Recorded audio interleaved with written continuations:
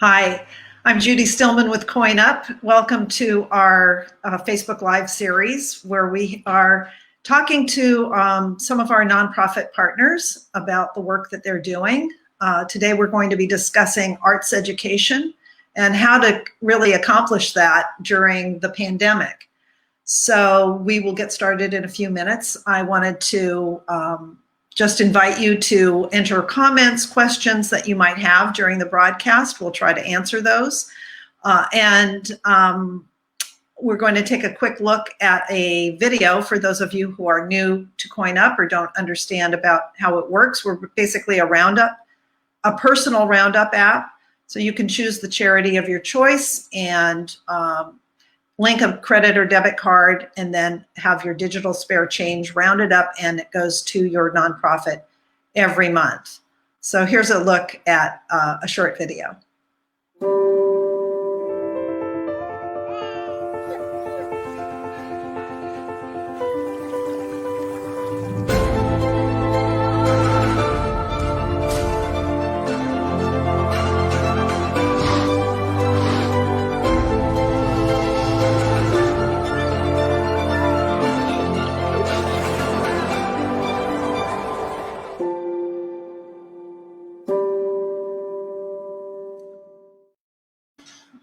So today we're going to speak with the executive director of two nonprofits, two art nonprofits in the Philadelphia area. Her name is Catherine Charlton, and she is the executive director of both Musicopia and Dancing Classrooms Philly. Welcome, Catherine. Thank you so much, Judy. Thanks for your patience as we kind of managed our little onboarding. No worries at all. You know, that we've got to be flexible, if nothing else, during this. Well, we've learned that this year, haven't we? Oh my goodness. We're all getting a lot of life lessons throughout this year. So Musicopia, putting instruments and music appreciation and all of that into the hands of children ages from pre-K to through high school, right? Right. Yeah. And this organization has been around for over 40 years. Amazing to sustain that long, and to think of all the kids whose education and lives have been impacted by your work. Yeah. Tell us a little bit about Musicopia, a little bit about the history and how and what you're doing today. What kind of programs Musicopia is providing? Great, thank you. Yeah, Musicopia was actually founded in 1974, so we're on 46 years now, served over 350,000 children in the Philadelphia area.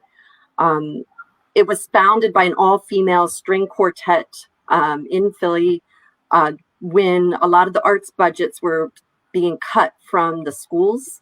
One of the founders, I'm actually the first executive director outside of the founding family. So one of the founders and her daughter led the organization for 45 years. Yeah. But it was when my immediate predecessor, Denise Kinney, when she was in high school, all of the arts budgets were starting to be cut in Philadelphia. And so the string quartet took it upon themselves to start going into the schools and doing assembly programs where they would perform for the students and ask them or show them musical ideas. You know, like one early assembly was doing movie themes and playing on the string instrument the first 3 notes of a famous movie theme and asking the children if they knew it. And it was the theme from the Pink Panther. And then, of course, the quintessential Jaws movie theme that they could identify in one note. Over the years, it expanded to go beyond the assembly programs to be more in-depth music residencies where an artist will go and perform for the entire school and then work with a small group of students afterwards, going more in depth with the musical concepts for 8 to 10 weeks. And then the children would perform that at the end of that program for the entire school and their friends and family who could come. Yeah, that's one of our bigger programs. And then for the last 10 to 15 years, we've really been expanding in the after school space. We have an after-school string orchestra that draws from 34 different schools in Philadelphia. And we have a drumlines program that serves 300 children after school from 7 different school district of Philadelphia schools, where they're rehearsing over 5 hours a week, competing on competitive circuits and winning competitions, performing in parades. And that program tracks from a hand drumming program in 3rd through 5th grade through a middle school learning more rudimentary technique to the high school performance groups. And then we also have the instrument donation program where we collect gently used donated instruments. In Philadelphia area, we have 19 different drop-off sites, partners who collect the instruments for us. And then we collect them, we repair them, and we place them directly with schools and children who would not otherwise be able to afford an instrument. And do you have enough instruments, or do you need more instruments all the time? We always can use more instruments. Okay. And that's the thing, that there's always the need. Yeah. I mean, so collectively, in just for Musicopia, how many students are you serving now? How many, do you have an idea? Can you estimate how many more students need this service, need this education? My goodness. Well, so we serve about 18,000 students a year, and 4,000 programs. I mentioned we're in 7 school district of Philadelphia schools for our drum lines. I know that there's a huge desire. There's no marching band within the city of Philadelphia.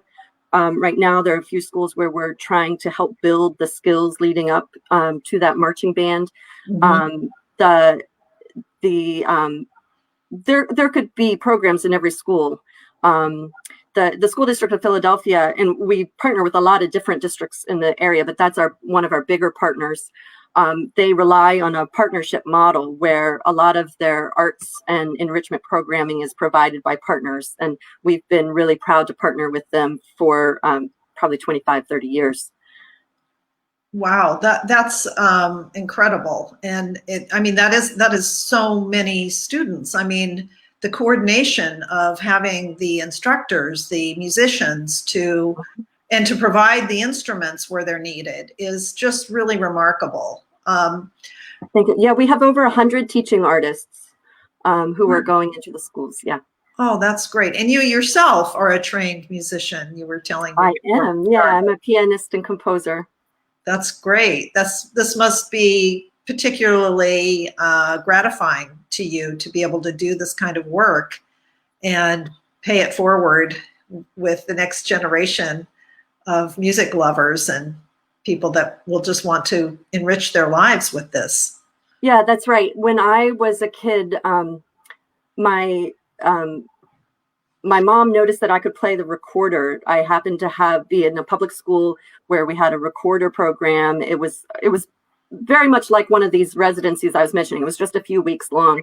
And she noticed that I had talent and decided that she wanted to try and help me learn piano, and found a beat up old piano at a yard sale. We brought it into the house. My dad happened to be a woodworker and really handy, and he repaired the soundboard. And I played on that beat up piano for many years, hours on end. They used to always make me stop playing because we had such a small house that my dad wanted to read the paper. He's like, no, stop playing. Yeah. But for me, it was always a way, and this is what I remember when I'm working with Musicopia now, that for me as a kid, I knew that it was always a way that I could express myself. If things were difficult in home life or at school, that this was a way that I could always have a safe place to express my emotions. And that's one of the things that I always keep returning to when we're working every day here. Like, we're doing it for these kids, giving them an outlet to express, giving them a framework for reaching goals, for learning their perseverance, for the respect and the teamwork that they need to work with each other in ensembles, and the benefits go on and on. Yeah, I was just going to say that the ripple effect of learning an instrument or playing in a group, or the discipline that it takes, all the things that you just mentioned, really are the collateral benefits of music education. Not to mention the correlation between learning music and mathematical skills and the improvement in that has long been documented. That's right. Tell us a little bit about now Dancing Classrooms Philly. That's a different program, but it doesn't include music, but other things. So tell us about that particular program. Great. So Dancing Classrooms Philly, we're part of a large international organization, Dancing Classrooms Global. It is using the vehicle of social dance to go into a school and teach children respect and joy and compassion. We go into typically a 5th or an 8th grade group of students. We go into a school and work with the entire 5th grade, for example. Mm-hmm. And they learn ballroom dance for 20 sessions over 10 weeks. And at the end, and they learn how to be elegant. They learn how to look each other in the eye, how to touch hands, hold hands with a partner.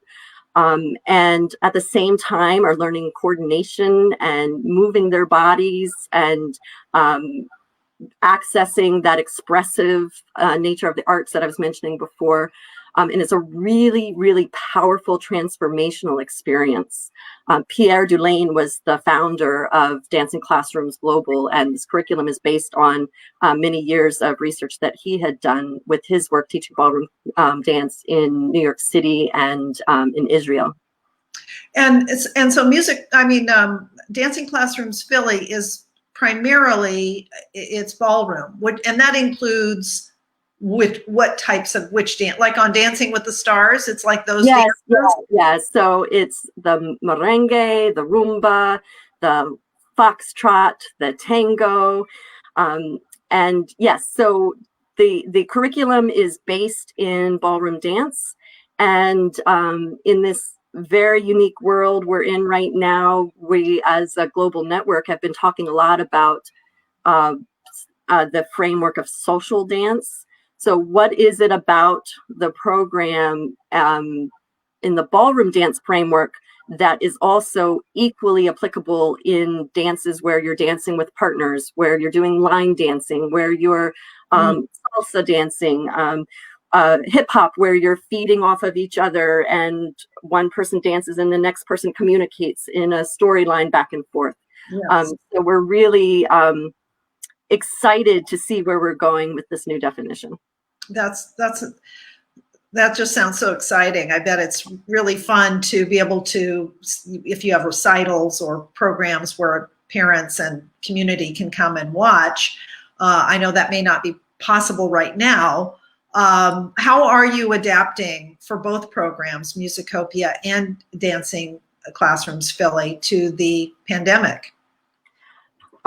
We are proving to be nimble and go with the punches. It's been quite a roller coaster, but I'm really proud of our team. I'm really proud of all of our teaching artists, and most importantly, proud of all of our students who are learning a new way to interact. We actually, our staff has been virtual for a long time. We have worked in a virtual office. So from the administrative point of view, we didn't have a lot of changes other than being in crisis mode. We had to cancel over 800 programs initially in the spring because all of our programming is in schools, and the schools were all closed for all of the spring. Right. But, or I should say, and, I'm not always supposed to say and instead of but, and we were able to convert quite quickly. Our orchestra actually didn't miss any rehearsals at all. So one week we were in person, and the next week we were on Zoom lessons with 20 breakout sessions. We had alumni coming in to pitch in to be interns and help coach small group sessions. Our drum lines, we were doing 20 hours a week of online coaching. And as we've gone through the months now, a lot of our in-school programs, we actually invested in high quality production videos that we can have our assembly programs be a video, but then we'll have live two-way instruction with an instructor and the students to talk about the video and then learn the concepts. And we're adapting. And what would you say right now is your biggest challenge? The biggest challenge is the huge, seemingly insurmountable challenges that the schools themselves are facing, because the principals and the teachers are just completely stretched thin, and they are struggling very much to meet academic standards. And a lot of times, and this is why the arts budgets get cut a lot of times, because a lot of times with the focus straight on the academics, it becomes too easy to say, oh, well, we can push arts to the side because we need to focus on the math and the reading and meeting those core standards. And absolutely, that's true. But that's the biggest challenge, is trying to help our partners, because these programs can really enrich the kids and get them motivated and excited for their day, but also learning in a really different way. But so we always try our best to be as easy of a partner to work with as possible, so that if a principal wants our program, they don't have to do anything else, that we're able to do the rest for them. Well, I'm sure that's very, very helpful. And it is, we've spoken to other groups that are doing other types of education, like whether they're out, after school programs in STEM or other things that are interactive, they're involving, they're things that kids want to do, that they're excited about. And that enthusiasm, I think, really, touches the other, keeps them engaged with the other subjects that they also need to be working on.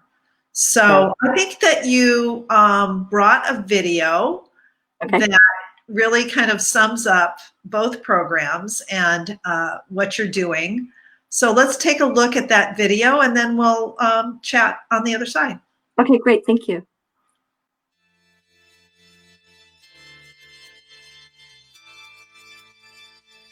Hello, Kate Lombardi here, Philanthropy Manager for Musicopia and Dancing Classrooms Philly.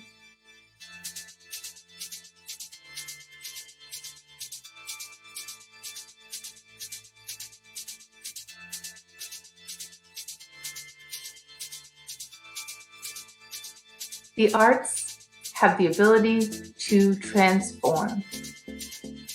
By providing access to arts education to the students, schools, and communities most in need, you are truly changing lives. We are able to move forward boldly and thoughtfully, adapting our programming from in-person to remote learning to everywhere in between, as the circumstances continuously change. Not only are you providing a creative outlet, but an opportunity to fine-tune life skills that will reach far beyond the classroom. Confidence, focus, dedication, teamwork, discipline, perseverance, just to name a few. Thank you for providing our region's children with a new lens through which to see the world, and for sparking a love of the arts that will last a lifetime.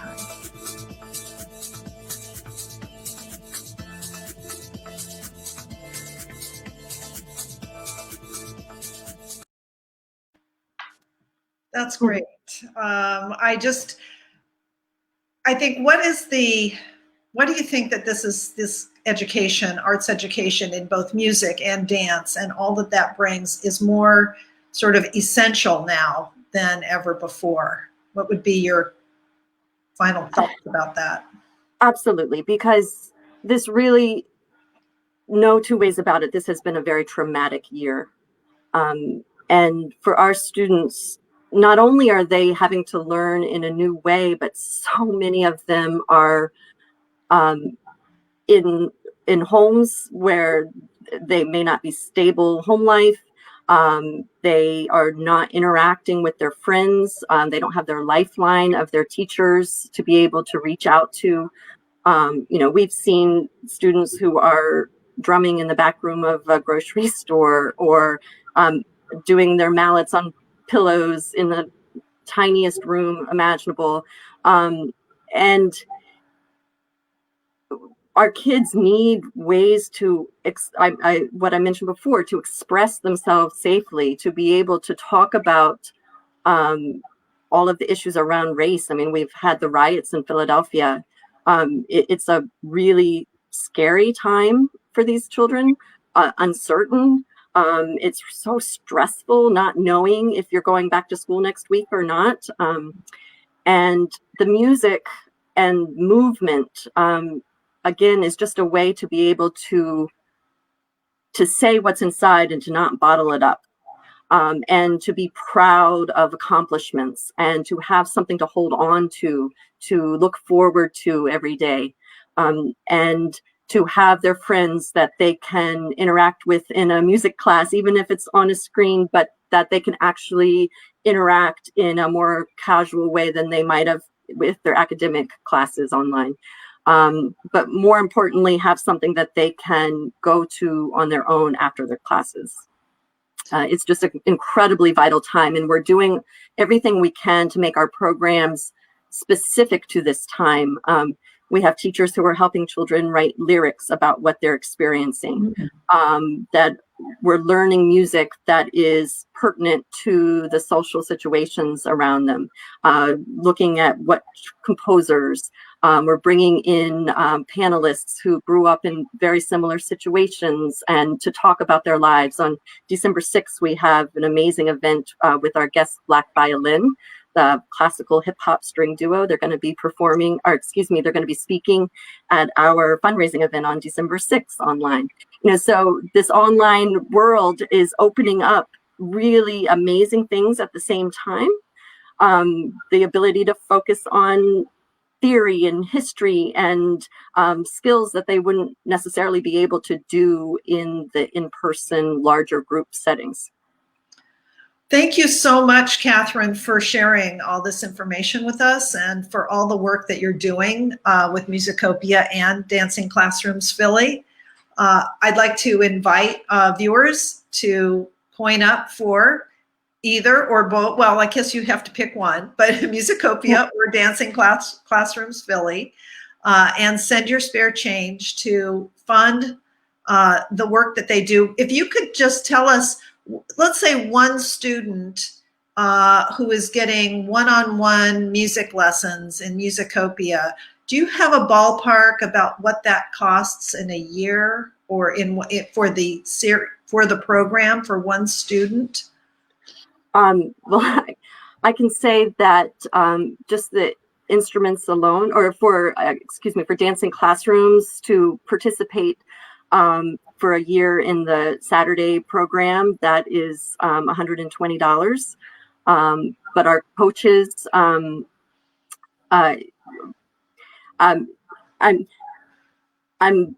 sorry. I was thinking ahead of time about this, and you were asking like what $10 a month could help fund. Right. So $10 a month could help a student in our Saturday program, in our dancing program. It could help repair 2 instruments, help a children get a practice pad and sticks to practice at home. And then the programs themselves cost many thousands of dollars. Yes, but they do add up, and like you said, the $120 a year for the Saturday Dancing Classrooms Philly, that is easily easily achieved by a $10 a month of spare change that could just easily do that. And if you have a group of people, maybe people that you walk with, people that you do other things online, or colleagues that you have that all have an interest. So maybe it's a group of friends who were going to the symphony together, or going to other concerts, that you had kind of a group. If you all got together and gave $5, $10, $15 a month, you could really help these programs significantly. Yeah, and those larger amounts would help classrooms of children go through the program. Excellent. Thank you so much. I wish you the best, and I know that you're doing so much great work for all the kids throughout Philly, and hopefully beyond at that point. Thank you. Thank you so much. You bet. And thanks for joining us. We'll see you next time. Bye-bye.